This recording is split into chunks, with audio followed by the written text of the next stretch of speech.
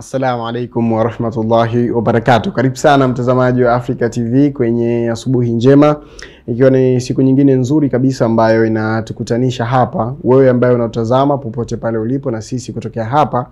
Naomba nichukue nafasi hii kukukaribisha katika kipindi hiki kizuri asubuhi ya leo. Asubuhi njema, Sabahul Khair, kipindi ambacho kinakupa nafasi ya kuweza kuyafahamu mambo tofauti. Hapa tunakumbushana kuanzia kwenye andiko, sehemu ambayo inatupa nafasi ya kuweza kupitia maandiko mbalimbali ambayo yameandikwa ndani ya mitandao ya kijamii. Najua kutokana na ubizi wa maisha wakati mwingine tunakosa nafasi ya kuweza kusoma baadhi ya vitu.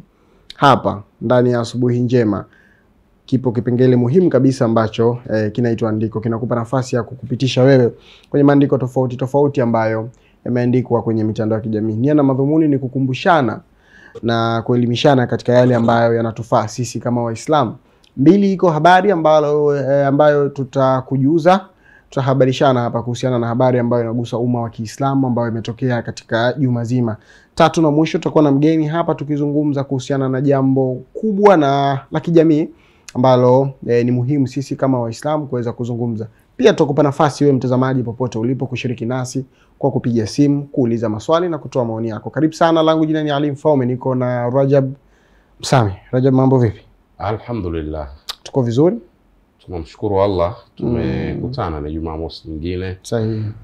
Tunakutana kwenye asubuhi njema ya Jumamosi kama ulivyotangulia kueleza, kwa tutakuwa na mengi mazuri ambayo bila shaka yoyote biidhnillah yataweza kumnufaisha mtazamaji wetu anaye tutazama leo. Mfaume, Jumamosi ya leo ni tarehe 25 kwa 26 ya mwezi wa 4 wa mwaka wa Kiislamu ambao ni 1447.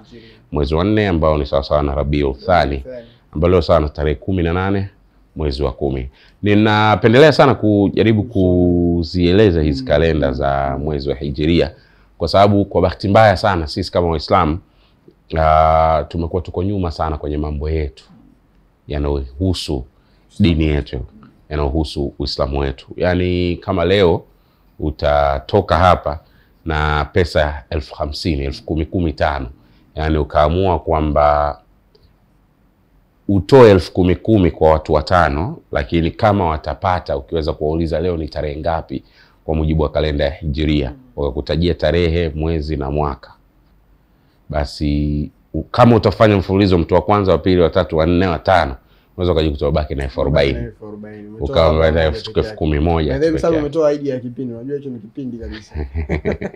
Kama kutengeneza kipindi kutoka hapo 10,000 bwana. Kwa hiyo ndio maana mimi napenda kuyaeleza sana haya ili tuweze kuyafahamu. Msami, kingine kama umegundua, sijui, lakini mimi naona hivi sasa, of course ilikuwa ni kawaida, kila mtu anasema kwamba siku hivi sasa zinakwenda sana. Naona kama speed imekuwa kubwa. Yaani nilikuwa najaribu kuangalia hapa, Jumamosi iliyopita ni kama tumekaa jana, leo tayari tumekaa na siku nyingine. Na ndivyo maisha ya duniani yalivyo. Yaani huu ni ukweli ambao hatuwezi kupingana nao. Yaani maisha ya duniani haya ni pambo kama Allah tabaraka wa taala alivyoelezea. Yaani na ukicheza kweli pambo hili linakupumbaza. Sababu ni rahisi sana kupumbuzika na pambo.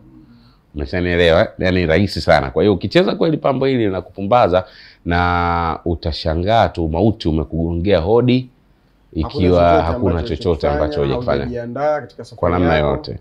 Sawa. Kwa hiyo Allah atuwezeshe tuweze kujiandaa na safari zetu. Allahumma amin. Moja kwa moja Msami, tuende kwenye maandiko yetu ambayo tuko nayo kwa siku hii. Kama ilivyokuwa ada bwana Mfaume, tuna maandiko yetu matatu. Katika maandiko yetu matatu, andiko la kwanza kabisa siku ya leo ni mfululizo wa maandiko ambayo tumekuwa tukiyaleta sana kwa watazamaji wetu hapa, ambao ni maandiko kutoka kwa ndugu zetu wa Mawaidha, Faidika na Mawaidha.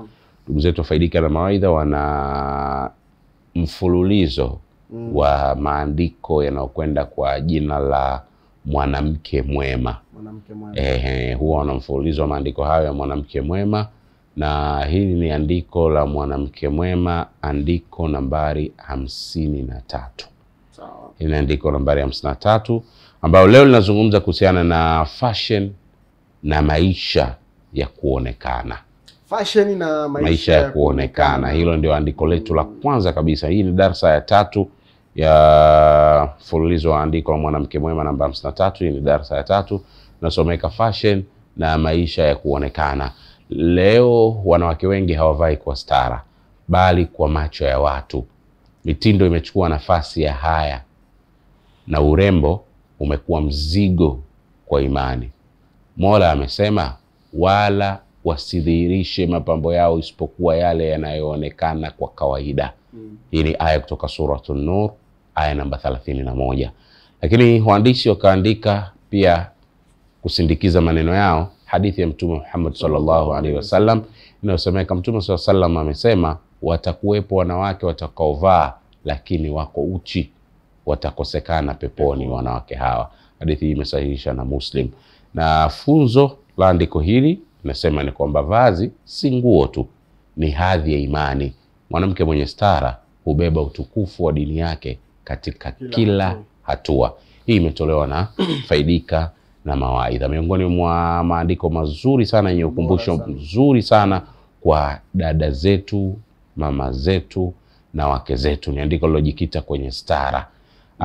Andiko hili Mfaume, kabla hujazungumza lolote, miongoni mwa mambo ambayo amenifanya nikalipenda sana kwa jinsi waandishi walivyoliandika, ni andiko ambalo limejikita kuzungumzia mtazamo wa dada zetu wanawake juu ya stara. Yani mtazamo juu ya stara. Hawa ukiangalia wengi attitude kilichopo ndani yao, namna ambavyo wao wanafikiri kuhusiana na stara. Wengi wanafikiri kuhusiana na nitaonekanaje, zaidi ya kufikiri kwamba Allah atanionaje na Allah amefundisha nini, ameelekeza nini juu ya stara. Umezungumza vizuri sana. Nadhani hili ni tatizo kubwa, na hasa zama hizi ambazo vijana wengi sana kama tumeutumia vibaya utandawazi. Kwa sababu tunapita kwenye mitandao ya kijamii Msami, tunaona namna ambavyo dada zetu wanavaa. Na hili tunalo leo hapa. Na hili tunalo leo hapa tunalizungumza. Sasa ile inatuathiri, badala ya kuiga mambo mazuri tunaiga. Mfano mimi ukitazama Waislamu labda kwa mfano wa Uturuki namna wanavyovaa. Ni Waislamu ndio, lakini namna wanavyovaa, hata zile shungi zao, kuna shungi fulani zinakuwa zimekata hapa. Kuna namna wanaweza wakavaa nguo ambayo labda ni ndefu lakini inakuwa haiko katika staha. Modern Muslims. Wanaita wenyewe modern siku hizi, modest wear. Na yako maduka mengi sana dada zetu wanakwenda kununua nguo za hizo za modest, ambazo wanadhani kwamba wapo ndani ya stara kwa sababu wanaonekana vizuri, wanapendeza, lakini kiuhalisia hawako ndani ya stara. Kwa sababu Msami, ukiangalia hata watatuia radhi dada zetu ambazo wanauza hizo nguo siku hizi, wanafanya matangazo kwenye mitandao ya kijamii. Ukiangalia tangazo lilivyofanyika, ukti aliyevaa ile nguo kufanya tangazo, na hata namna anavyoionyesha, unaona kwamba anakusudia nguo inapendezesha maeneo gani. Atazunguka kidogo, ataonyesha namna gani nguo imemshika. Sasa mambo kama hayo si katika stara kama ambavyo andiko linazungumza. Kimsingi tu wasisitize tu dada zetu, mama zetu, wake zetu kuwa stara ni ibada. Sahihi kabisa. Na stara ni amri kutoka kwa Allah. Kwa hiyo kwenda kinyume ni kukaidi amri ya Mola wako, na bila shaka yoyote utaadhibiwa ukifanya hivyo. Sasa swali jepesi tu kujiuliza ni kwamba unapojipima we mwenyewe, je, unajiona utaimudu adhabu ya Allah? Asante. Tujitathmini kama ambavyo Msami mara nyingi anapenda kusema, na katika tathmini hapo utajua wewe upo katika nafasi gani. Hilo lilikuwa ni andiko letu la kwanza, na moja kwa moja tunakwenda kwenye andiko letu la pili kwa siku hii ya leo. Andiko ambalo limebeba kichwa kinachosema nasaha kwa kila mke. Nasaha kwa kila mke. Miongoni mwa maandiko bora kwa sababu yanagusa familia moja kwa moja. Andiko hili limesema kwamba ni juu ya mke kujihadhari na mambo yenye kupelekea kuingia katika kupinga neema ya mume na ihsani yake kwake yeye, na ni wajibu juu yake akiri ihsani yake na kutoka kwake kumpa mumewe, kumpa kwake, na amshukuru juu ya fadhila zake na neema zake. Amesema Mtume Muhammad sallallahu alaihi wasallam Allah hamtazami mwanamke ambaye hamshukuru mume wake na yeye, mke ambaye hatosheki na mume wake. Hii hadithi hii amesahihisha Sheikh Albani, Allah amrahamu. Andiko fulani hivi fupi ambalo kauli zake Msami ukiangalia kwa uzuri, moja kati ya mambo ya msingi sana ambayo yanalenga katika andiko hili ni shukrani kutoka kwa mke kwenda kwa mume. Na ukiangalia ametoa tahadhari. Yani kwamba mke anatakiwa jihadharisha sana na mambo yenye kupelekea kuingia katika kupinga neema ya mume wake na ihsani yake kwake yeye, kwa sababu hapa ihsani ya mume kwa mke, ihsani ya mume kwa mke ni pamoja na kumtunza, kumlisha, kumvisha, ihsani ambayo mume anaifanya. Sasa mambo hayo Msami ambayo yanapelekea mke kushindwa kuitambua ni wajibu, lakini ni ihsani. Mara nyingi sana huwa ni katika kufananisha. Unakuta mke anafananisha, anaweza kumwambia mbona mume fulani anamtendea hivi mkewe, kwa nini wewe unifanyii hivi? Bahati mbaya sana wake zetu huwa wanaona kwamba ni swala la kawaida, lakini ndani ya andiko hili linatuambia kwamba wanapata madhambi kwa kufanya hivyo. Unaweza mkeo ukawa umemtendea wema, unampa kila kitu, Allah hamtazami mwanamke wa namna hii.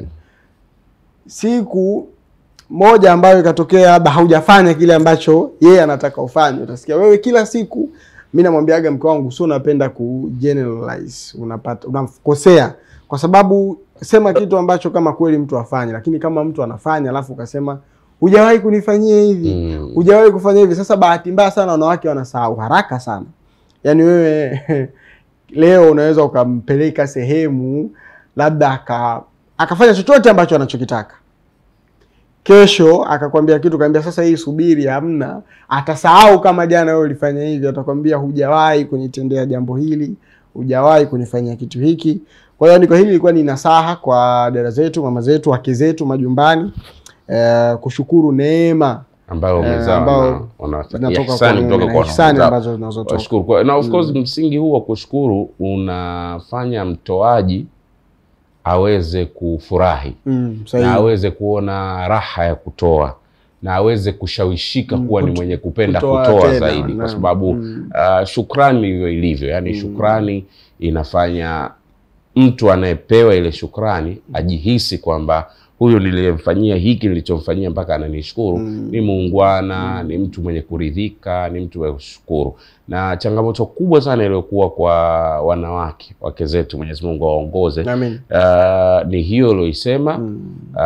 Lakini changamoto nyingine ni kuona kwamba, kuamini ya kwamba una uwezo wa kufanya kile anachotaka ufanye, lakini umefanya tu kwa daraja dogo ili mradi kumridhisha. Kwa pale anaamini kabisa wewe umefanya, lakini unaweza kufanya zaidi ya hiki, umefanya hiki. Na mara nyingi kwenye mambo yao huwa wanashindwa tu kufikiri uhalisia, kwa sababu kuna kitu uhalisia utabaki kuwa uhalisia. Kwa hiyo tuombee dua, kwa sababu Allah afanye wepesi, wewe ni wepesi wa kufikiri uhalisia, kwa sababu mume huyu anakulisha, analipa kodi, anagharamikia watoto ada, anafanya kadha wa kadha. Ikitokea dharura itamhusu zaidi kuliko wewe. Yani dharura yote ikitokea kwenye familia, yeye anatakiwa awajibike zaidi kuliko wewe. Kwa wakati mwingine yeye ndo anajua kwa mazingira yalivyo hapa, tunafanya hivi kwa sababu gani, na inabidi nifanye hichi cha gharama hii, kwa sababu kule kwenye mfuko wetu wa kutunza unatakiwa usishuke kiasi kadhaa. Mara nyingi mimi hata huwa nasema kwamba sometimes mtu anapokunyima kitu, kwa mfano, sio kwa maana sitaki kukupa, lakini naangalia mbele, au pesa ya kufanya hivyo haipo. Inaweza ikawepo, lakini pesa inaweza ikawepo, lakini sio ya kufanya kitu hicho, kwa sababu na bahati mbaya kwa mfano sio kusema tunawaonea, kwa sababu sio kuwakosea, lakini ndugu zetu mara nyingi huwa wanaangalia hapa, yani baba nasema tusije tukasema tunawaonea kwa sababu tuko wanaume watupu. Tutapokea simu baadaye, kwa tunaweza kusikiza pia maoni yao na michango yao kwamba labda na wao wana sababu zao kwa hivyo. Twende katika andiko letu la 3 na andiko la mwisho. Andiko hili la 3 linazungumzia kuhusiana na swala la wanaofanya ubakhili katika riziki waliopewa na Allah. Andiko linasomeka, wala wasidhani wale ambao wanafanya ubakhili katika riziki aliyowapa Mwenyezi Mungu katika fadhila zake kuwa ni kheri yao. Bali hiyo ni shari kwao. Watafungwa kongwa minyororo za yale walioyafanyia ubakhili siku ya Kiyama. Na urithi wa mbingu na ardhi, Qur'ani inasema urithi wa mbingu na ardhi ni wa Mwenyezi Mungu, na Mwenyezi Mungu anazo habari za yote miyatendayo. Kwa hiyo andiko hili bwana limejikita katika kukanya wale ambao wanafanyia ubakhili wa riziki ambazo Allah, lakini yani msingi wake ni linajikita katika kuhimiza utoaji. Linajikita kuhimiza utoaji kwa sababu riziki kama umepewa, kama Allah amekujalia, kama Allah amejalia unacho, basi hakikisha kuwa unatoa. Kwa sababu umepewa, ili miongoni mwa sababu za Allah kuturuzuku wachache, kwa sababu kuna wengine wengi ambao wanahitaji. Kwa hiyo tunakuwa sisi tumepitishiwa riziki zao, tunakuwa kama madaraja. Sasa bahati mbaya Allah anachoturuzuku tujaribu kuangalia wengine tuweze kukitawanya, kukigawanya. Bahati mbaya sana ikatokea kwamba Allah amekuruzuku alafu wewe ukajilimbikizia chote ukajifanya kwamba ni cha kwako na usitoe hapa, unakuwa ndani ya hasara. Kwa hiyo wakati mwingine na msame, kitu ambacho mimi nimejifunza ni kwamba Mwenyezi Mungu anakupatia zaidi kama pia utakuwa na watu wengi wa kuwasaidia, watu wengi wa kuwashika mkono. Kwa sababu kuna baadhi ya watu msame, tuseme ukiangalia hata sababu za riziki zao, unaweza kujiuliza kwa nini anapata sana, lakini kumbe unakuta na msululu wa watu wengi ambao wanamtegemea yeye. Na mara nyingi riziki za watu zinapitia katika mikono yetu ili ziweze kuwafikia hao watu. Na riziki ilivyo bwana Mfaume, light mwanadamu angejua sababu ambayo inamfanya kwa nini kapata amruzuku, basi tungekuwa ni wepesi sana kukinani. Kwa sababu Mfaume, inawezekana wewe sababu ya wewe kupata riziki au kupata hiki ambacho unakipata ni kwa sababu tu ya mtoto wako. Allah anamtazama, anaona yule inabidi awe katika mazingira fulani ya maisha. Kwa hiyo yule hawezi kutafuta riziki. Yule hawezi kutoka kwenda kufanya kazi yoyote kwa umri wake, kwa mazingira yake alionao wakati. Kwa hiyo Allah anakuruzuku wewe kuhakikisha inamfikia yule bwana mdogo, inamfikia mja wake yule ambaye bado hajiwezi kwa namna yoyote. Kwa hiyo kuna siri kubwa katika riziki Allah ameiweka, na ndio maana kwenye riziki Mfaume, mtu anaweza akawa ni asi, anamuasi Mwenyezi Mungu kweli kweli, lakini milango yake ya riziki ikawa ndo yani Allah ndo anamzidishia kweli kweli. Kwa hiyo kubwa sisi tunatakiwa tujitathmini, kila mtu naangalie kwamba Allah ameniruzuku hichi. Kwa hichi ambacho Allah ameniruzuku atizame, na mara nyingi tu wala usipate tabu kuinua shingo kutazama mbali, wala usipate tabu. Angalia katika ndugu na jamaa zako waliokuwa karibu, angalia jirani yako wa karibu kabisa, huwezi kosa mwenye uhitaji, angalia utakuta kuna watu wanaohitaji, na watu wanaohitaji Mfaume katika mambo mengi sana. Yani kuna watu wanaumwa. Juzi niliangalia video ya mtu ambaye alikuwa anaumwa mpaka anatoa harufu, saratani. Anaumwa kweli kweli, hana huduma ya shilingi 20,000 tu ya kuweza kumsafisha eneo lake la kidonda analoumwa, mpaka anatoa harufu kabisa. Kiasi kwamba binti yake ndo anamsafisha kwa kutumia maji ya kawaida na kitambaa. Sasa shilingi 20,000 anastahili 20,000. Kuna mtu anaweza anaenda restaurant anaipoteza.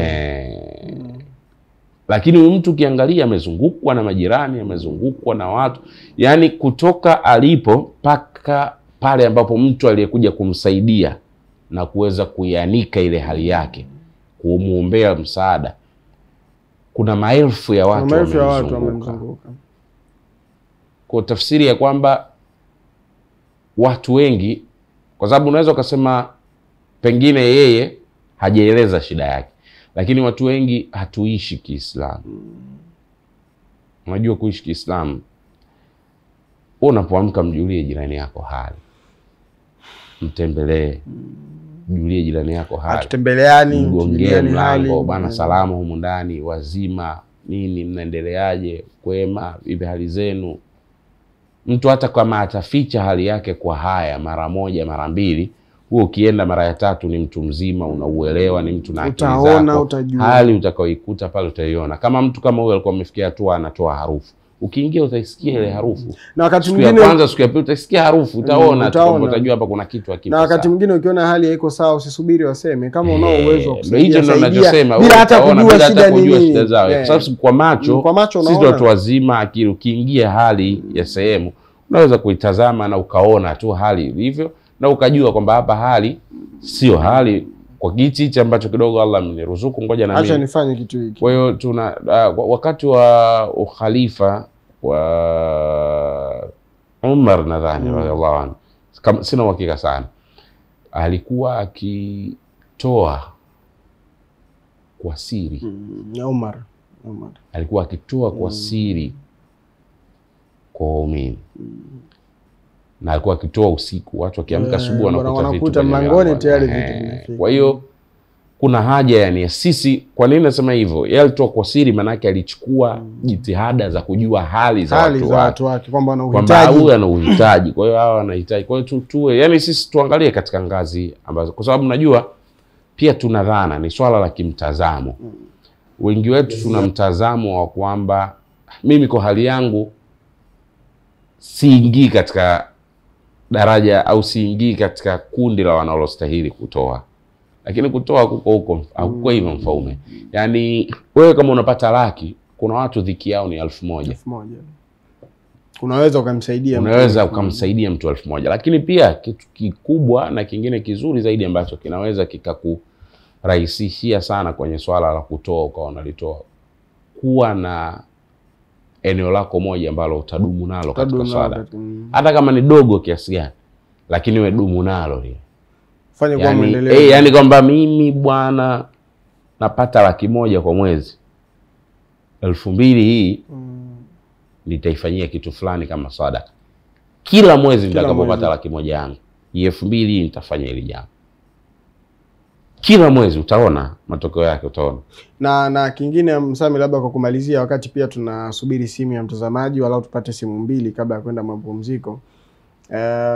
Nadhani ni kauli ambayo huwa inasemwa mara nyingi sana, kwamba unapotoa sio kwamba unapunguza katika kile ulichonacho, bali unafungua milango kwanza kuisafisha mali yako na kuleta baraka, lakini Allah anakuongezea zaidi. Kutoa kuja kufirisi. Watu yani katika jambo ambalo halina shaka ndani yake ni kwamba kutoa hakufirisi hata siku moja. Na ukitoa, yani mtoaji yoyote, mtu mwenye ada anayedumu kwenye kutoa, basi anajua umuhimu wa kutoa. Yani ndio maana mimi nikatoa mfano tu, nikatoa mbinu tu hapa. Ukitaka upate yani mbinu nzuri nimeitoa hapa. Wewe dumu katika kutoa. Tafuta kitu chako hata kidogo tu, alafu dumu nacho kwenye kutoa. Utaona hapato, kwa experience mfano mimi nakwambia, halito kukuta jambo zito ukashindwa kulitatua, au yani wewe utakuwa katika stara ya Allah. Yani utakuwa katika stara ya Allah kwenye kila uzito. Mimi nakuhakikishia hilo.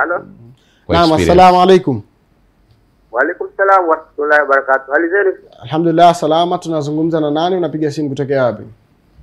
Unaongea na ndugu Omar Jumande kutoka Mbezi Msakuzi, Dar es Salaam. Omar kutoka Mbezi Msakuzi, karibu sana kwenye asubuhi njema. Tumekuwa na maandiko yetu matatu, karibu sana. Ndio. Nashukuru kwa kweli, kipindi kizuri sana. Naam. Mada ni nzuri kwa kweli, jitahidi kuhudumia familia. Baadhi ya wazazi wengine ni wagumu kuhudumia familia. Naam. Ndio.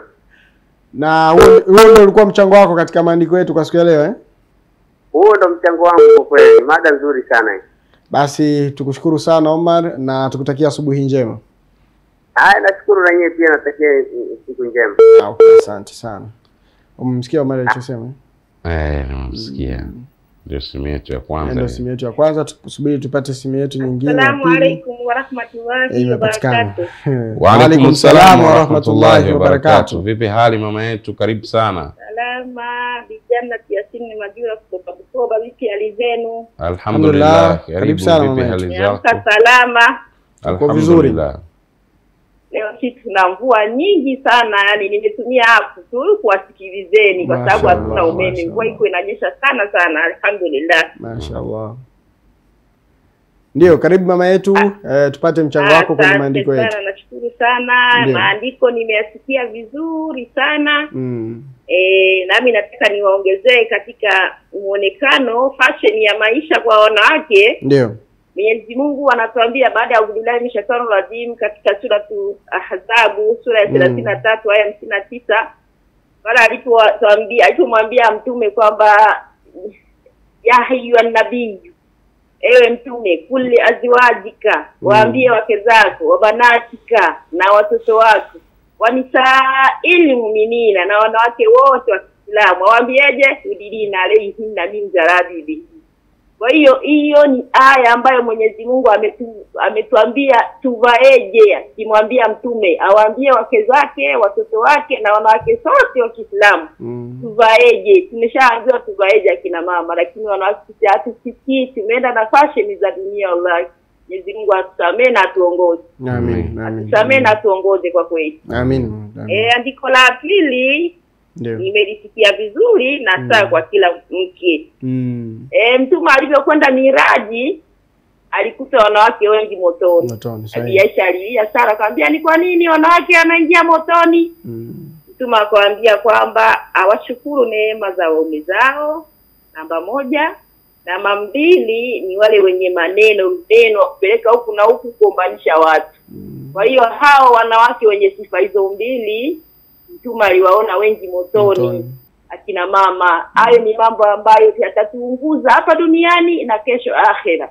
Kwa hiyo tuache sifa kubwa kwa waume zetu, tuone ni vipi wanatufanyia, ni vipi wanatutendea. Na wanaume wengi wanawapenda wake zao na wanawafanyia mambo mengi, si ndio? Atuone tunataka mambo ya fashion, tunataka dunia. Tumeangalia kwenye mitandao imefunguka, na sisi tukafungua masikio yetu, ni vibaya kwa kweli. Andiko la 3 ndio ubahili. Anayefanya ubahili yani shughuli zake zote zitakwama. Mtu yoyote anayetoa hajawahi kufilisika. Mtu yoyote anayetoa atajisafisha yeye mwenyewe, atajisafisha kazi zake, atasafisha familia yake, na hajawahi kufilisika. Hayo ndio ya kwangu. Shukrani sana na wapendeni sana. Asalamu alaykum wa rahmatullahi wa barakatuh. Wa alaykum salaam wa rahmatullahi wa barakatuh. Shukrani sana mama yetu kwa mchango huo, na shukrani zaidi ametukosa kwenye TV, lakini umetumia app ya Africa TV kuweza kutazama na kufuatilia kipindi. Tukushukuru sana. Kwa sasa tunakwenda kupata mapumziko mafupi sana, kisha tutarejea. Tukirejea hapa itakuwa ni wasaa kukuhabarisha ni habari gani kubwa ambayo imetokea ndani ya juma zima hii ambayo inahusu Uislamu. Tutarejea baada ya dakika chache.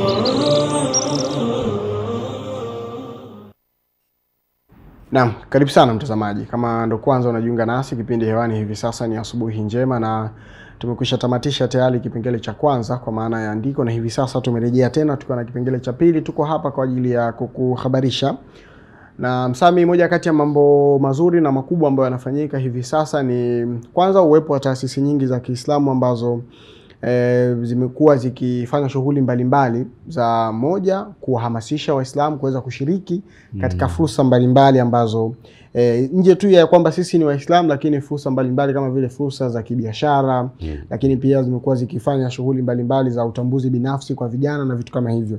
Kwa sababu of course ni muhimu sana imani yetu na dini zetu, lakini tunahitaji zaidi ya hilo ili kuendana na mazingira yetu. Sasa miongoni mwa taasisi hizo ni Tanzania Muslim Professional TAMPRO, ambao walikuwa na kongamano la kitaifa la fursa, kazi na uzalendo kwa vijana wa Tanzania lililofanyika siku ya Jumanne tarehe 14 Oktoba 2025 katika ukumbi wa DYCC Temeke. Yako mambo mengi yaliyofanyika, lakini kubwa zaidi ni kuonyesha fursa ambazo zipo kwa vijana wa Kiislamu, ambapo vijana wanatakiwa wazikimbilie fursa hizo. Na yamezungumzwa mengi, lakini TAMPRO pia tuwapongeze kwa sababu hivi sasa wapo katika mpango wa kuanzisha jengo la kitega uchumi la TAMPRO. Jengo ambalo tunaamini ya kwamba litakuja kuwasaidia Waislamu wengi sana. Na jengo hilo limepewa jina la TAMPRO Wakfu, ambalo litatumika kama chanzo cha mapato endelevu kusaidia miradi ya kijamii, hususan inayolenga kuinua vijana kiuchumi na kijamii. Kwa hiyo ni moja kati ya initiative nzuri ambazo zinafanywa na ndugu zetu wa TAMPRO. Walikuwa na kongamano lao walifanya tarehe 14 DYCC pale Yemen. Sasa hapa tunayo video ya mwenyekiti ama amiru wa TAMPRO, ndugu Haji Mrisho Rubibi, ambaye yeye alikuwa na haya kuzungumza. Tukamsikilize kwa dakika chache.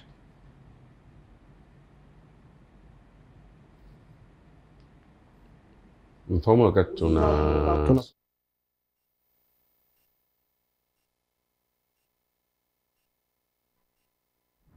fikiri yani kwa namna ambayo ya tofauti kidogo. TAMPRO ni miongoni mwa taasisi kubwa sana. Tumsikilize kwanza amiri alafu mgeni rasmi kuhusu TAMPRO. Kama alivyoeleza kwa kirefu mkurugenzi mtendaji, ni asasi ya wataalamu wa Islam Tanzania iliyoanzishwa na kusaidia Wizara ya Mambo ya Ndani ya Nchi mwaka 1967 ikiwa na dhamira ya kuchangia maendeleo ya jamii na taifa kwa ujumla. Taasisi hii imekuwa mstari wa mbele katika kuhamasisha elimu, ujasiriamali kwa maana ya uchumi, ubunifu na mshikamano wa kijamii. Moja ya alama kubwa za TAMPRO ni kwamba tunafanya kazi na taasisi zote na makundi mbalimbali bila ubaguzi. Na chombo chetu, mheshimiwa mgeni rasmi, wanachama wetu ni mtu yoyote ambaye ana sifa ya kuanzia cheti kwa maana ya certificate mpaka PhD. Kwa hiyo kwa nafasi hii pia, ndugu mgeni rasmi, tunakukaribisha sana katika taasisi yetu ili uje kuwa miongoni mwa wanachama wetu. Ndugu mgeni rasmi, kama alivyoeleza mkurugenzi mtendaji kuhusiana na shughuli za TAMPRO, tunafanya mengi, lakini mimi nitataja mawili tu. Miongoni mwa ambayo tunayafanya, tuna kitu kinaitwa kituo cha kazi na ufadhili, kwa maana ya Job and Scholarship Center. Kwa maana ya kwamba tunajua moja ya changamoto zinazowakabili vijana wa Tanzania sasa hivi ni swala la ajira. Kwa hiyo miongoni mwa mambo ambayo tunayafanya ni kuwaunganisha vijana ambao wana sifa za kuajiriwa katika sekta rasmi na isiyokuwa rasmi na wale watu ambao wanataka kuajiri. Kwa hiyo yote yule ambaye ni mwajiri anatafuta vijana katika fani mbalimbali, anaweza kaleta maombi yake TAMPRO, na wale vijana ambao wanakuwa na mahitaji ya ajira tunawaunganisha. Kwa hiyo hilo ni moja katika mambo ambayo tunayafanya kama TAMPRO. Na leo hii mgeni rasmi, baada ya hotuba yako, tunakuomba pia watambue vijana wetu 6 ambao wamepata scholarship nchini Malaysia kwenda kufanya masomo ya shahada ya kwanza. Jambo la pili mgeni rasmi ambalo tunalifanya, ambalo ningependa kulisema kiacha yale aliyozungumza mkurugenzi, tunakusudia kuanzisha jengo la kitega uchumi, jengo la wakfu lakini kwa ajili ya kitega uchumi, kwa maana ya TAMPRO Wakf House. Hili ni jengo na ambalo alhamdulillah tayari juhudi zimeanza, na mwezi mmoja uliopita tulifanya harambee katika ukumbi wa Kilimanjaro Tukiwa tumepata baraka za mgeni rasmi wa Mheshimiwa Rais wa Jamhuri ya Muungano wa Tanzania, Mheshimiwa Dr. Samia Suluhu Hassan. Naam, ni video ya kiongozi kutoka TAMPRO Haji Rubibi akieleza, nadhani alikuwa anaeleza mbele ya mgeni rasmi shughuli ambazo TAMPRO wanafanya, lakini namna ambavyo TAMPRO wanashirikiana na taasisi mbalimbali katika kuinua vijana na vitu kama hivyo. Msame, kuna kitu nataka kukisema hapa. Yani kwa kusema tena, kwa bahati nzuri wakati video inachezwa ikawa imenithibitisha, kwa sababu nilikuwa na mashaka kidogo na mwaka ambao TAMPRO ilianzishwa. Okay. TAMPRO bwana imeanzishwa 1997. Kwa maana ya kwamba sasa hivi imebakisha kama miaka miwili timize miaka 30 tangu kuanzishwa kwake. Na miongoni mwa mafanikio makubwa ya TAMPRO ni pamoja na hiki ambacho inataka kwenda kukifanya. Sababu tayari TAMPRO pale na nyumba yake Magomeni Usalama. Kwa hata ile jengo laenda kujengwa kwenye nyumba ile. Kwa hiyo kwanza mafanikio makubwa ni pamoja na TAMPRO kuwa na nyumba, lakini nafahamu inawezekana ikawa na mali nyingine kama TAMPRO. Kitu ambacho nilikuwa nakifikiria mimi kama mimi ni kwamba kwa umri wa TAMPRO, lakini kwa malengo mazuri ambayo TAMPRO wako nayo, bado naona kama mwitikio wa hawa wataalamu wa Kiislamu, kwa sababu TAMPRO ni Tanzania Muslim Professionals Association. Professionals Tanzania Muslim Professional kitu gani? Association hiyo. TAMPRO Tanzania Muslim Professionals. Sawa. Kwa hiyo ni taasisi ambayo inahusiana na wataalamu wa Kiislamu. Na kama unamsikia brother Haji amezungumza kwamba wanachama wanaojiunga na TAMPRO kigezo ni kuanzia ngazi ya cheti, certificate. Mtu ambaye certificate yote, professional certificate, any professional certificate anakaribishwa kwa. Lakini sasa nikiangalia wasomi wa Islam wako wengi sana. Au wataalamu wa Islam wako wengi sana, na kwa bahati mbaya na imani na yeye ndio uhalisia tuseme tu.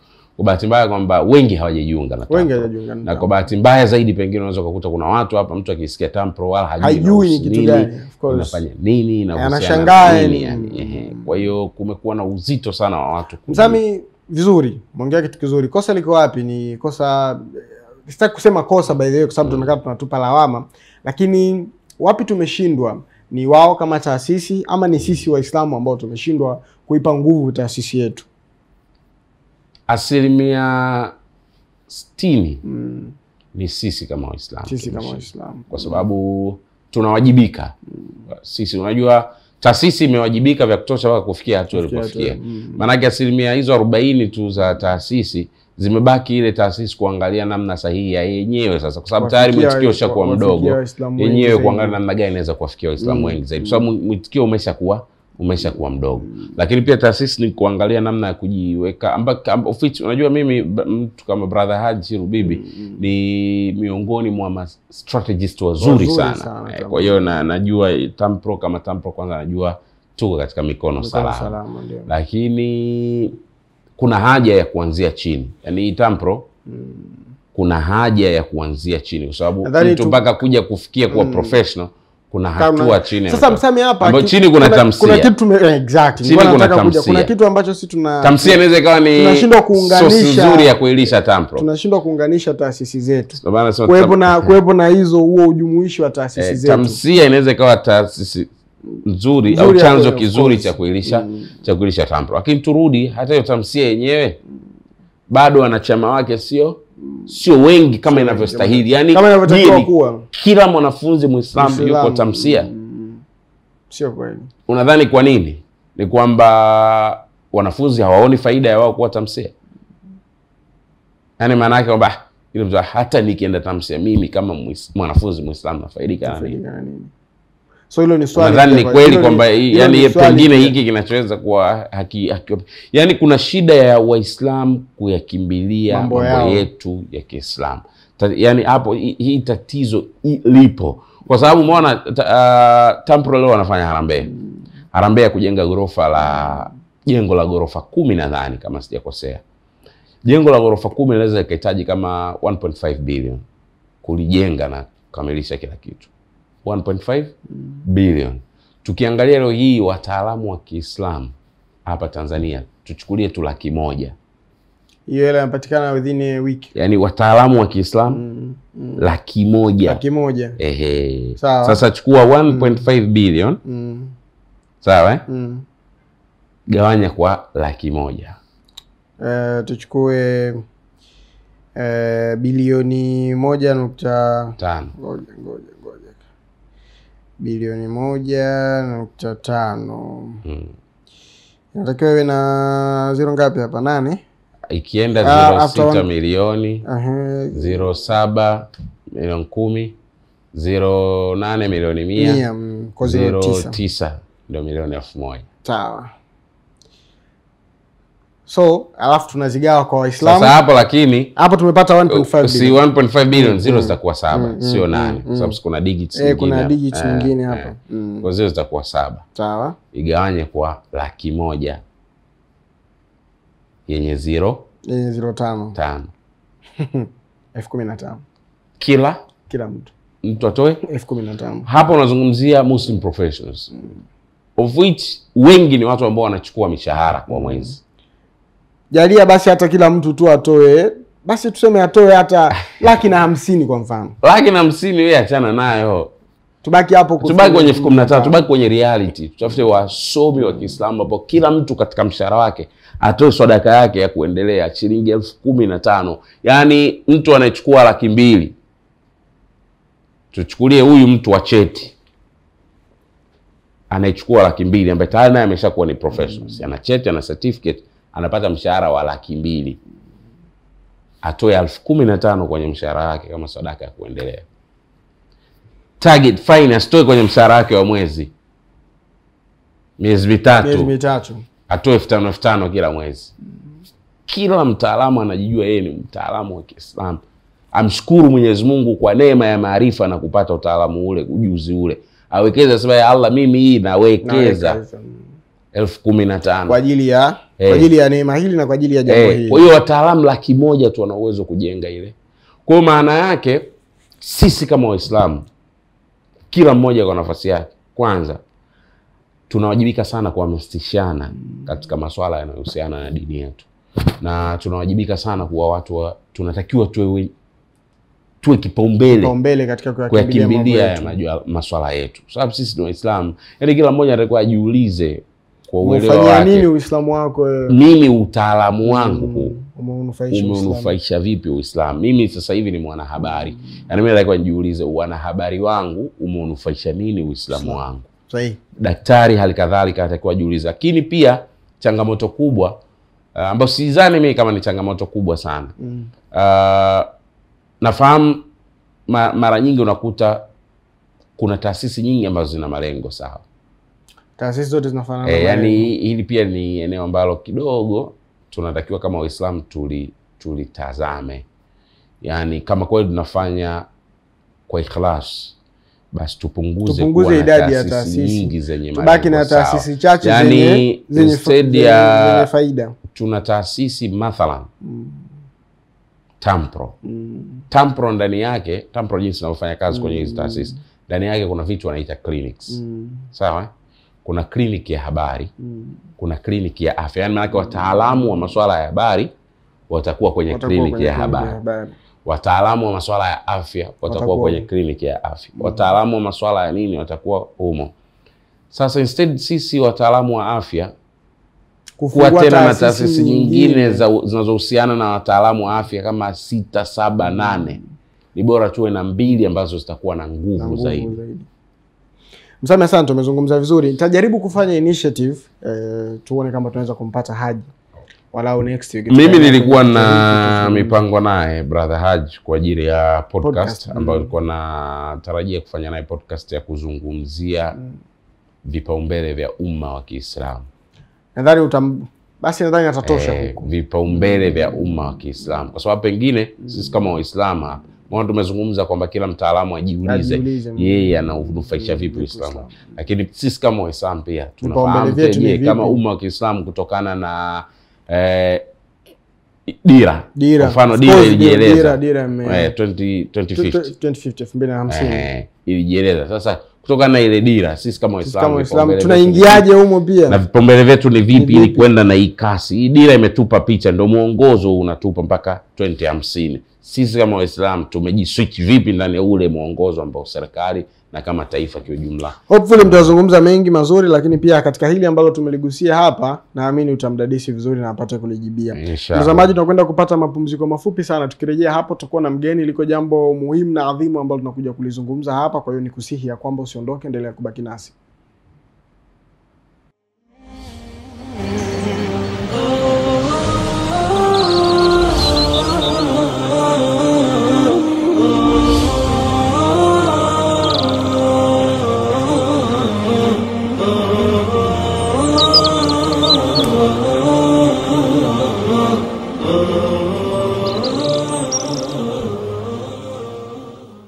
Naam, karibu tena mtazamaji, bado tuko na wewe na hii ni Asubuhi Njema, na tumekwisha tamatisha vipengele viwili kwa maana ya andiko lakini pia habari, na tumerejea tena na huu ni wasaa wa kuwa na mgeni na liko jambo mahususi ambalo tunakwenda kulizungumza leo. Moja kati ya vitu ambavyo tulivizungumza mwanzo kabisa kwenye andiko kuhusiana na dada zetu, hasa wao kushawishiwa zaidi na mitandao ya kijamii katika aina ya mavazi wanayovaa na vitu vingine kama hivyo. Lakini hapa tuzungumzii wao peke yao. Hili kwa upana wake sasa tutalizungumza hapa kuhusiana na matumizi sahihi ya mitandao ya kijamii. Sisi kama Waislamu vipi ambavyo tunapaswa kutumia kwa usahihi mitandao ya kijamii. Moja kati ya vitu vya msingi sana hasa katika zama hizi ambazo mitandao ya kijamii ipo, chochote unachotaka unakipata ndani ya mitandao ya kijamii. Lako wewe unalohitaji kupata ni bando tu. Kuna vitu vizuri na vibaya. Sasa tunapata vipi vitu vizuri? Tutajadili hapa tukiwa na brother Maulid Sesanyi ambaye tutakuwa naye hapa, ndio mgeni wetu kwa siku ya leo. Kwa hiyo karibu ungane nasi na baadaye tutatoa nafasi kwako kushiriki kwa kuweza kupiga simu, kutoa maoni na kuuliza swali. Brother, asalamu alaykum. Wa alaykum assalam wa rahmatullahi wa barakatuh. Karibu sana. Asante, nashukuru sana. Tumefurahi kuwa na wewe. Tumefurahi kukupata. Nimefurahi. Naam, tumemjuza mtazamaji hapa kwamba tunazungumza kuhusiana na matumizi sahihi ya mitandao ya kijamii. Moja kati ya janga naweza kusema hivyo ambalo lipo hivi sasa katika zama zetu, ambapo asilimia kubwa ya watu wanaotumia mitandao ya kijamii hawaitumii kwa usahihi. Kwa kuanza kabisa, matumizi sahihi ya mitandao ya kijamii ni yapi? Karibu.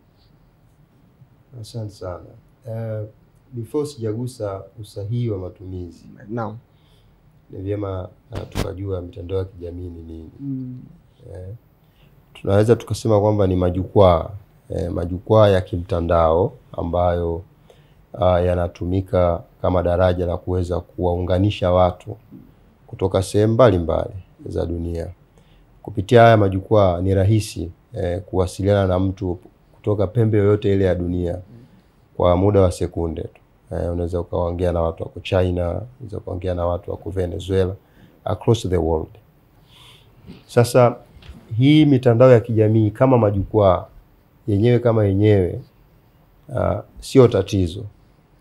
Issue ni namna gani sasa watu wanayatumia. Ni kama vile kisu. Kisu kikiwa pahala, kisu sio tatizo. Unaweza ukakitumia ukakatia matunda, ukawapa watu swadaka, ukapata thawabu. No. Lakini unaweza ukakitumia ukamchoma mtu ukamuua, unapata dhambi. So ndio sawa na social media.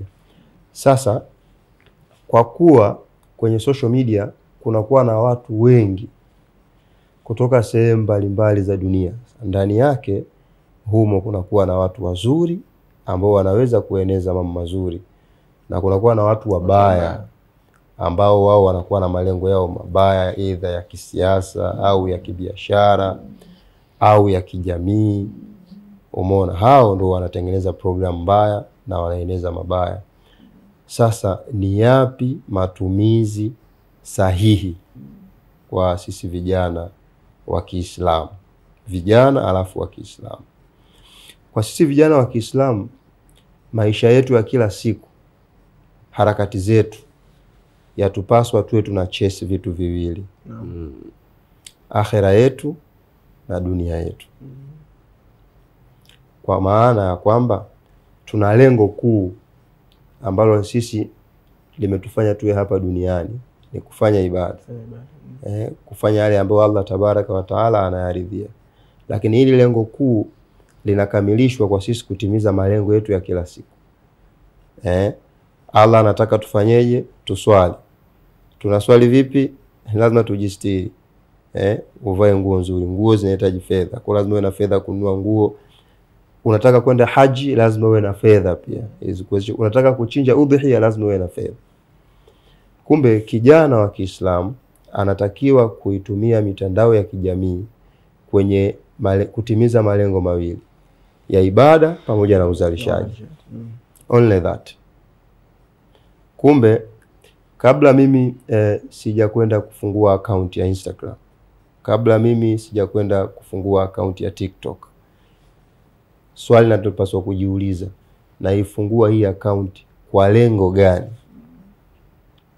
Nichukue nini kutoka TikTok au Instagram na mimi ni posti nini kule Instagram, ili return yake iwe kwenye uchumi wangu na iwe kwenye dini yangu.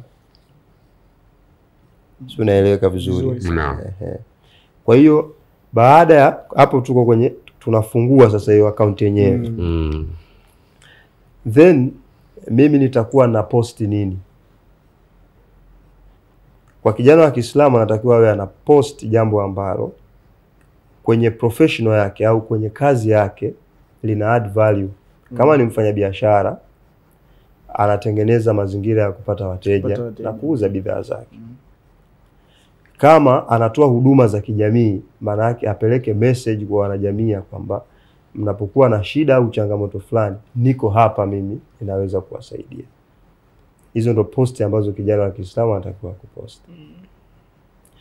Na ni mfollow nani? Wale tunaita wafuasi, si ndio? Mimi niwe mfuasi wa nani? Ndio. Kwa sababu hii mitandao ya kijamii ina follow ile algorithm formula. Kile ambacho unapenda wewe ukitizama ndio inakuwa inakuletea. Ndio maana kuna bwana mmoja alisema ukitaka kujua behavior ya mtu yoyote huhitaji muda mrefu. Ukipata wasa wa kuichukua simu yake ukaingia kwenye baadhi ya platform ndani ya simu yake, huyo ndio yeye.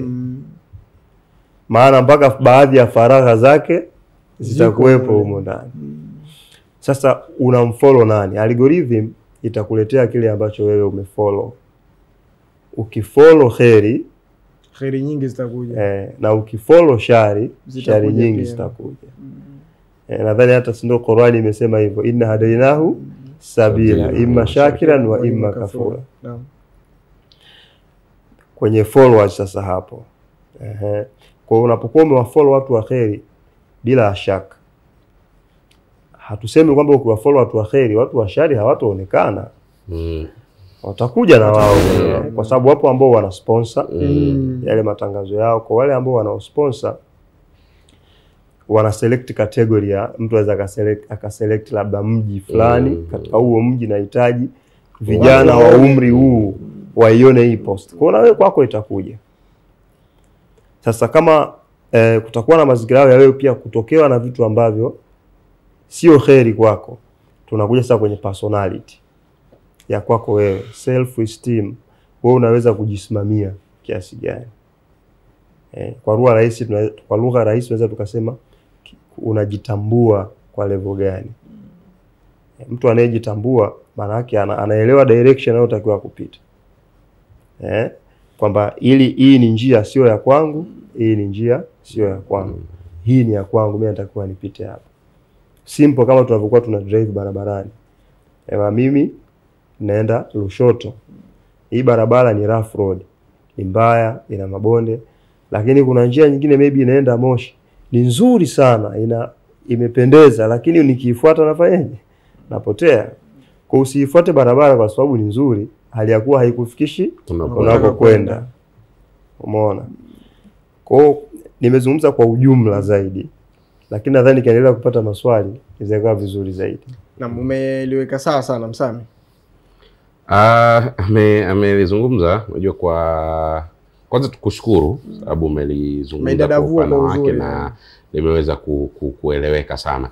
Mimi swali langu litaanzia hapa ambapo nukta yako ya mwisho kuelezea kwamba mtu anajitambua kiasi gani, kwa sababu hili ndio eneo hasa kubwa ambalo lina maamuzi. Kwa bahati mbaya au nzuri, matumizi ya haya majukwaa sana yanakuwa yako mtu na kifaa chake anachotumia, kwamba yuko yeye na kifaa chake, yeye na yeye. Lakini kwa bahati mbaya zaidi, watumiaji wa haya majukwaa, kwa msingi huu wa utambuzi uliozungumza, sasa hivi watumiaji wa haya majukwaa kwa bahati mbaya wanaanza kuyatumia majukwaa wakiwa na umri mdogo sana. Hili unalionaje? Kwa sababu kwanza ni umri upi sahihi wa kusema kwamba mtu anaweza kuingia katika haya majukwaa kuyatumia? Tuna wazazi wanatazama, nadhani pia inaweza kuwa ni guidance nzuri kwao.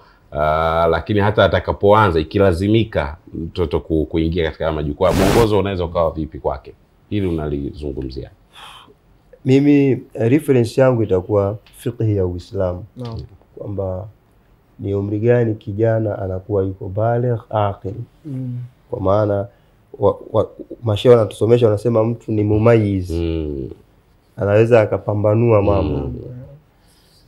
Umri huo ni umri ambao anaweza kutumia hii mitandao ya kijamii. Something to understand ni kwamba yaani mitandao ile ya kijamii ni kopi ya haya maisha ya huku kwenye jamii tunayoishi.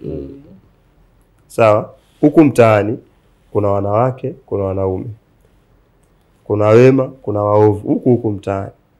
Kwa hii ni copy and paste ya kule kwenye social media. Kule ndo kuko hivyo.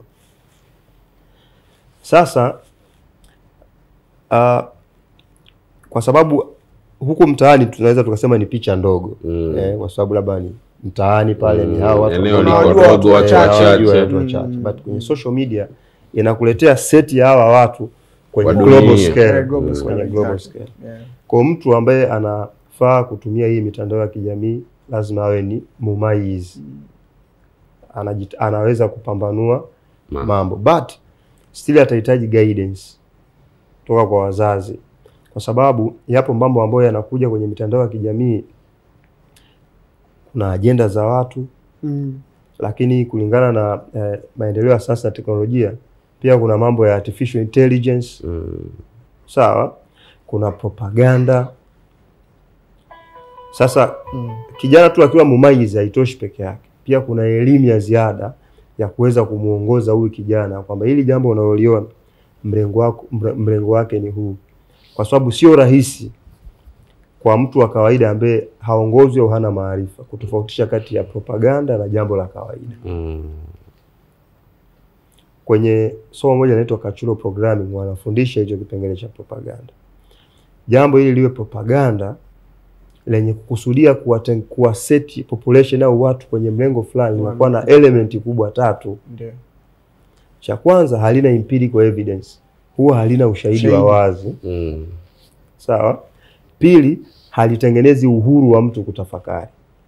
Lenyewe linavyokuja linakuforce wewe uelekee upande fulani. 3, lazima liamshe hisia zako. Hizo ni element kubwa 3 la jambo ambalo ni propaganda, ambalo linataka kuwatengeneza watu wafikirie katika namna fulani. Sasa kijana kuwa mumayiz peke yake kwamba ameshabaligha na akili, anaweza asifike kwenye hii level sasa ya kuweza kudistinguish kwamba hichi kilichokuja ni propaganda na hichi kilichokuja ni taarifa sahihi ambayo mimi natakiwa kuifanyia kazi. Kwa lazima uwepo muongozo pale wa kumuonesha kwamba by the way tunashukuru kwa sababu pia umetupa mbinu za kutambua propaganda ni ipi, kwa kuelezea kwamba ile propaganda inatakiwa iweje.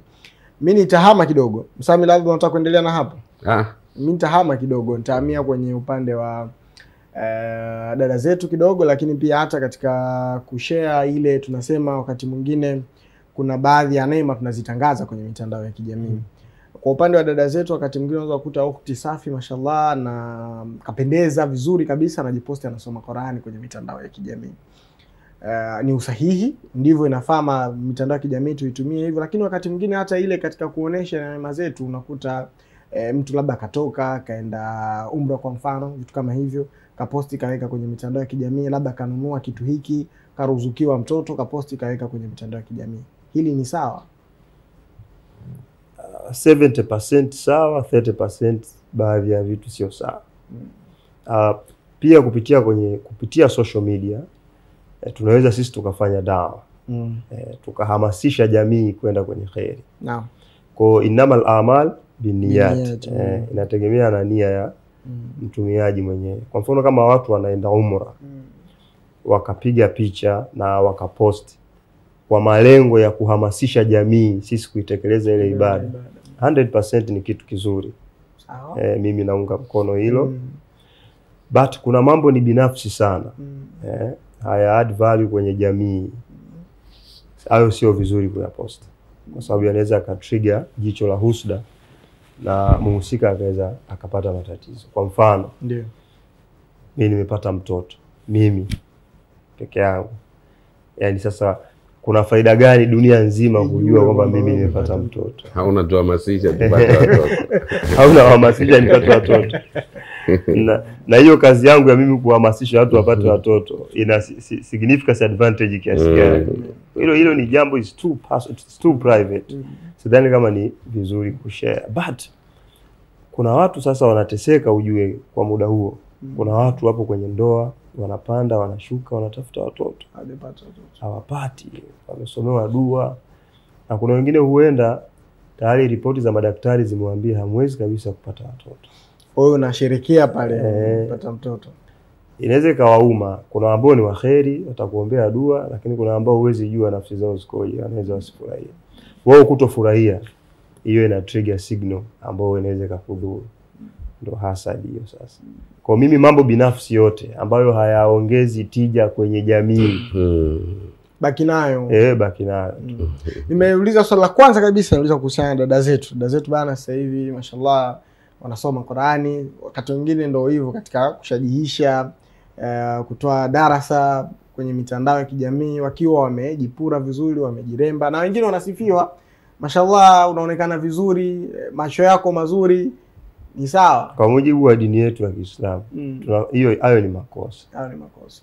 Kwa sababu tunaambiwa sauti ya mwanamke ni sawa na aura, wanasema mashehe wakitufunza.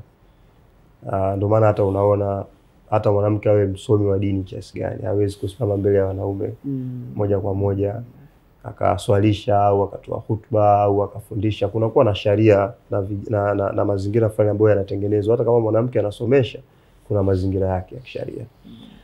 Sasa ukisoma Qur'ani kwa tajwidi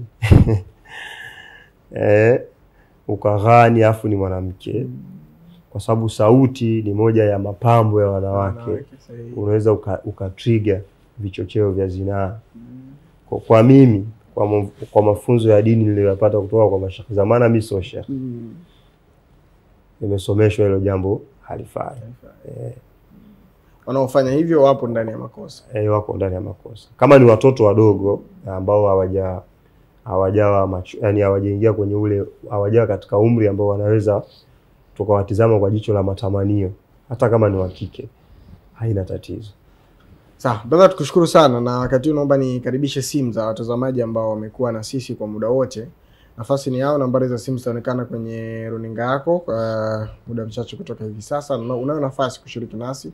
Unaweza kupiga simu katoa maoni yako kuhusiana na hiki ambacho tunakizungumza, au kama utakuwa na swali pia karibu. Tunazungumza kuhusiana na matumizi sahihi katika mitandao ya kijamii. Brother, mimi nitaingia katika upande wa athari, kwa sababu hii mitandao tayari tunayo na tayari imekuwa tumekuwa na watumiaji tumekuwa ni wengi sana. Kwa maana yani ni namba chache sana ya watu ambao utakuta hawajihusishi kabisa na mitandao ya kijamii. Kwa bahati mbaya sana tuna mitazamo ambayo yani tumeshatekwa mpaka kimetazamo. Faume ameuliza swali ya kuhusiana na dada zetu wanaosoma Qur'ani, kuhusiana utakuta kuna watu wengi sana wana post, mtu ana post kitu kwa kivuli cha lengo la kuhamasisha, lakini ukimwangalia namna anavyopost, yani ukiangalia post yenyewe ilivyo, kuna vitu unaweza kaona tu moja kwa moja huyu yani tayari fikra zake ameshatekwa namna anavyotazama hii mitandao. Yani kuna namna ameathiriwa. Mathalan unaweza kukuta kuna mtu anauza nguo. wadada tuko nazungumza kwa sababu mtamdada anauza nguo ni ya stara. Anaiuza nguo ya stara, lakini namna anavyoionyesha ile nguo, kwanza unakuta anaiweka kwenye mwili wake, namna anavyozunguka kutuonyesha nguo ilivyompendeza kwenye maungo yake, na wakati mwingine nguo inaweza iko ya kumwaga imeweka stara kisheria, mtu akaishika akiwa anazunguka. Yani kuna mitazamo fulani tunayo ambayo tunaiona kweli, na kwa bahati mbaya tunaiona wengi, unaona wanaifanya. Waislamu wapo pia kwa makundi makubwa wakifanya mtazamo. Nini kimetufikisha abaya fashion? Nini kimetufikisha hapo? Kicho tufikisha hapo ni kwa sababu ya the way tunavyoishi. Umeona tuna mchanganyiko mkubwa sana kati ya watu wa mila yetu sisi ya Uislamu na watu wa mila nyinginezo. Kwa sometimes inatokea copying. Tuna copy baadhi ya vitu ambavyo huenda si katika mila zetu. Sasa kwa sababu yale mambo yamekushazoeleka kwenye mila za watu wengine, na sisi tunakuwa tunayaona every day, kwa hata community naona ni jambo la kawaida. Sasa kinachotakiwa kufanyika ni majukwaa yetu ya Kiislamu kuendelea kutoa elimu kwamba hili jambo sio sawa sawa. Atakayeelewa nadhani atakuwa anaweza kuacha. Lakini bila hivyo kadri siku zinavyozidi kwenda tunakuwa tuna integrate culture kati ya culture moja na culture nyingine. Na ndio definition halisi ya globalization. Sawa. Ambayo kwa sasa hivi inachagizwa sana na hii mitandao. Mitandao ya kijamii inachagizwa sana na hii mitandao. Kama umma kwa mfano haujauliza. So mbona sasa hivi tumekuwa na tendency kwenye stara, ukiangalia mabinti mtaani wanavyovaa sasa, atavaa suruali, atavaa t-shirt na kiushungi, mikono itabaki wazi, sawa, na suruali inaonyesha maungo yake. Hii ni culture ambayo kwa sisi huku kwetu East Africa haikuwepo kwa Waislamu wa huku, ila kuna sehemu wanaitoa kupitia hizi social media platforms. Bahati mbaya sana actually umezungumza, tulikizungumza hapa mwanzo kabisa kwenye andiko na tukatoa mfano wake. Tuna mtazamaji kwa line ya simu, tutarejea kwa line ya simu. Asalamu alaykum wa rahmatullahi wa barakatuh. Tunazungumza na nani? Unapiga simu kutoka wapi?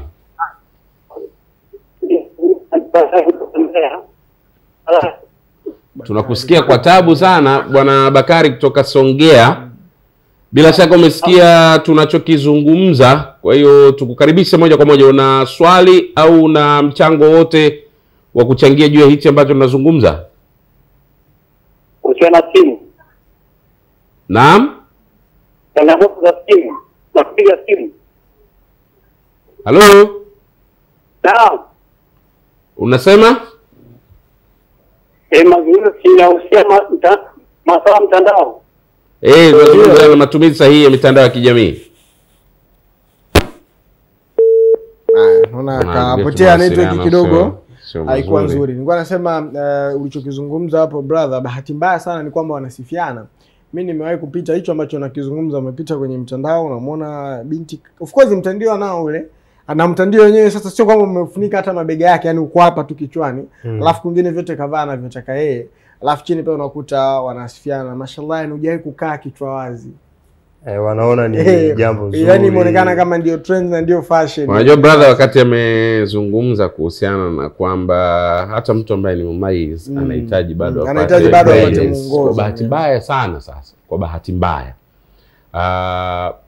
hata hao ambao wakutoa mwongozo kwa bahati mbaya wengi hatuwaweki katika kundi ambalo wanaweza wakatoa mwongozo. Hawana pia misingi. Kwa sababu leo ukitazama wengi katika wazazi bado wenyewe wengi sana ni opinion followers. Hata huko kwenye mitandao bado unakuta wao ni opinion followers pase. Yani ni mtu ambaye anaweza akatazama kitu kama hicho, stara ya namna hiyo, akatazama kwa sababu kuna mtu fulani ambaye yeye anamfuata na labda anamuamini kwa mapenzi yake, either ni star wa tamthilia ambaye anamuona huyu star wa tamthilia kidogo ana mambo ya Uislamu, kwa hiyo akimuona kwa stara yake ile akaibeba moja kwa moja kwamba hii nayo inaingia katika stara sahihi. Hii kwa hiyo na yeye sasa kwa kumguide binti yake, kwa yani anaweza akamguide katika upande huo. Yani kwa mfano sijui nazungumza kwa mtazamo wangu na niko tayari kusahihisha. Yani naona sijui hili tunafanyaje, unaweza ukalizungumza brother kwa mtazamo wako pia. Yani naona kwamba kuna kundi kubwa sana la Waislamu ambao mimi kama ungeniuliza ningesema hao kwanza mitandao kwanza bado wastumie mpaka kuna hatua fulani kidogo tuwafikishe katika uelewa. Tuna mtazamaji kwenye line ya simu. Salamu alaykum wa rahmatullahi wa barakatuh. Wa alaykum salaam wa rahmatullahi wa barakatuh. Heri. Alhamdulillah. Tunazungumza nani na unapiga simu kutoka wapi ndugu yetu? Unazungumza na Musta'in Salum kutoka Arusha. Karibu sana ndugu yetu, bila shaka umesikiliza mazungumzo yetu na umefuatilia hichi ambacho tunakizungumza. Karibu, una swali au mchango wote? Ndio, nimefuatilia kwa umakini sana. Naam. Na mimi ushauri wangu katika matumizi ya mtandao, ndio yani laiti kama hawa wakurugenzi wa mitandao kama wataisikia sauti yangu mimi, basi mimi kwa ningependa sana yote yani katika miongoni wanaotumia mitandao vibaya, kama hawa ndugu zetu wa kike hawa, asilimia kubwa huwa wanatumia mitandao vibaya. Utakuta mtu anachukua video halakuwa ipo uchi kisha akiposti. Yani mimi ningekuwa kama ningetamani sana yeyote yule ambaye anatumia mitandao kivibaya, kila akiposti video basi hapo, yani kila akiposti video kama ikiwa ina maadili machafu basi wasiweze kuipokea hiyo. Hapo ningetamani hivyo. Sawa. Shukran sana bana ndugu yetu kutoka Arusha. Tunakushukuru sana kwa kuweza kutoa ushauri wako. Brother Msami. Kuna pointi muhimu sana lazima tuiguse. Kwanza tutakuwa tujue kwamba hii mitandao imeanzaje. Na kwa nini inapata nguvu kubwa. Umeona? Sisi kama Waislamu, Qur'ani inatuguide katika zama hizi tunaelekea kwenye akhiri zamani. Sawa, tunaelekea kwenye akhiri zamani. Sasa hizi ni zama ambazo ni za fitna. Na zama hizi za fitna kwamba ni watu wabaya ndio ambao wana the shape community ambayo inatakiwa iwe. Na kitu ambacho kina drive community ni tumetengenezewa jicho la biashara. Tumetengenezewa jicho la biashara. Sasa kila jambo unaloliona kuna watu wanakuwa na malengo nyuma hilo jambo ya muda mrefu na muda mfupi. Ndio maana kuna watu wanatumia filamu kuweza kuhakikisha kwamba wanafikia malengo yao. Kuna watu wanatumia music kuhakikisha kwamba wanatimiza malengo yao.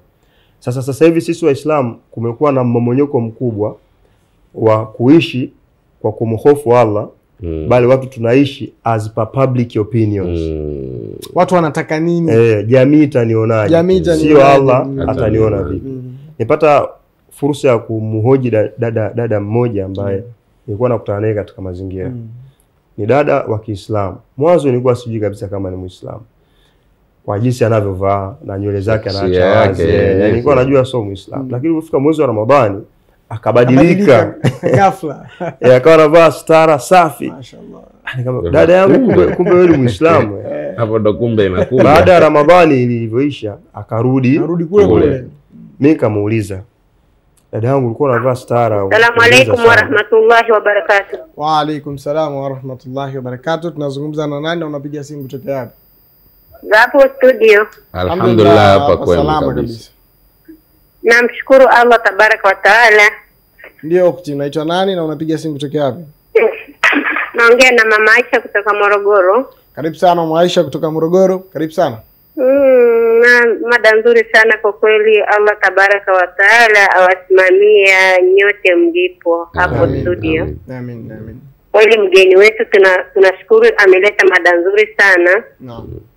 napenda tu mimi kuwashauri na kuwasi wa mama wenzangu na watoto wetu au madada ndio pamoja na jamii zingine ambao wanaotumia mitandao ya kijamii angalau waweze kutumia mitandao ya kijamii vizuri.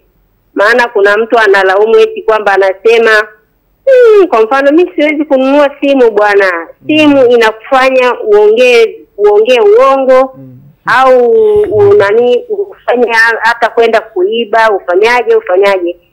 Simu hiyo haiwezi kukusababishia wewe ukaiba, ukasema uongo. Ni wewe mwenyewe tu kutokujipanga vizuri na matumizi yako ya simu. Na kuhusu hizi simu zetu kubwa, kwa wadada wanaoposti vitu vya ajabu, kwa kweli mimi nawashauri waache huo ujinga waishi kiuhalisia. Maana vyombo hivi vya mitandao ya kijamii tumepewa kufanyia kazi muhimu kama alivyosema mgeni wetu, kuhusu biashara na kuhusu faida kwa ajili ya mbele ya Allah Tabaraka wa Taala. Maana unaweza kutangaza biashara yako au unaweza ukafanyia kutumia message kuhusu mambo ya kililahi lolote lilo kwenye kongamano. Naam, maana ukitumia mitandao vizuri ndio hakuna kitakachoharibika. Ni wewe tu mwenyewe ujipange kuhusu matumizi ya mitandao ya kijamii. Tuwashauri wa dada zetu waache huo ujinga. Assalamu alaikum wa rahmatullahi wa barakatuh. Na wapendeni kwa ajili ya Allah wasimamie na awalinde daima. Amin. Akulinde nawe pia. Shukrani sana Aisha kutoka Morogoro. Naam, brother, tunakupa nafasi pia ndio ya kutamatisha na neno lako pia kwa watazamaji kwa sababu muda pia umetupa mkono. Kama nilivyosema mwanzo ndio nimalize. Ndio. Sisi Waislamu mitandao ya kijamii tuitumie kwa malengo makubwa mawili. Kutengeneza uchumi wetu imara kwa ajili ya kuiandaa akhera yetu. Na tunapotengeneza uchumi tuzingatie kwa sababu hata dada zetu wale wanaweza kusema wanatengeneza uchumi kwa ajili ya nini? Ya akhera. Kwa sababu sio kwamba social media ina mambo mabaya tu. Mimi naona kuna hizi Waislamu wameanzisha online, hata online academies, kuna diploma za dini zinatolewa. Moja ipo Africa TV, moja ipo hapa Africa TV. Kupitia WhatsApp group yako, mtu unasoma dini, unafahamu dini yako mpaka unapata diploma. So mimi ndo ushauri wangu. Brother, nikushukuru sana, asante kwa muda wako na asante kwa ushauri mzuri kwa watazamaji wetu. Matumaini yangu ya kwamba amestafidi katika yale mengi mazuri ambayo tumeyazungumza hapa. Nikushukuru wewe pia mtazamaji ambaye umekuwa nasi kuanzia awali tulipoanza mpaka hivi sasa ambako tunatamatisha asubuhi njema kwa siku ya leo. Nilikuwa na Rajabu Msami, langu jina ni Ali Mfaume. Tukutane tena Jumamosi ijayo inshallah.